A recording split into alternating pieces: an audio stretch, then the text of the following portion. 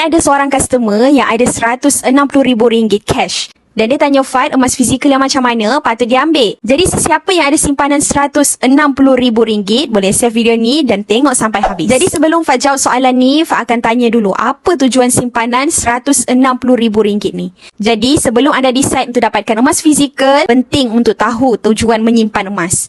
Jadi Fad bagi satu contoh yang mudah. Jika nak jadikan simpanan ni untuk memaksimumkan simpanan, emas 250 gram yang bernilai sekitar RM150,000 adalah lebih berbaloi. Sebab spread yang lebih rendah dan kos gold premium yang lebih murah berbanding 5 keping 50 gram emas. Tapi jika tujuan simpanan anda adalah untuk tujuan dana pendidikan anak-anak, Fad sarankan untuk anda dapatkan emas fizikal yang gramnya lebih kecil. Contohnya, gold bar 5 gram ni hanya harganya sekitar RM3,500. Jadi, anda boleh dapatkan 50 keping 5 gram emas.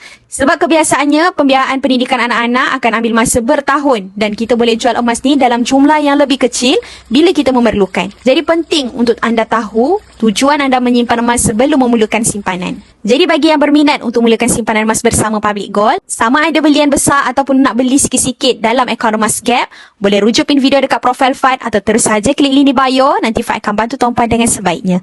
Teruskan follow Fad untuk dapatkan lebih banyak ilmu simpanan emas dan juga kewangan. Semoga bermanfaat.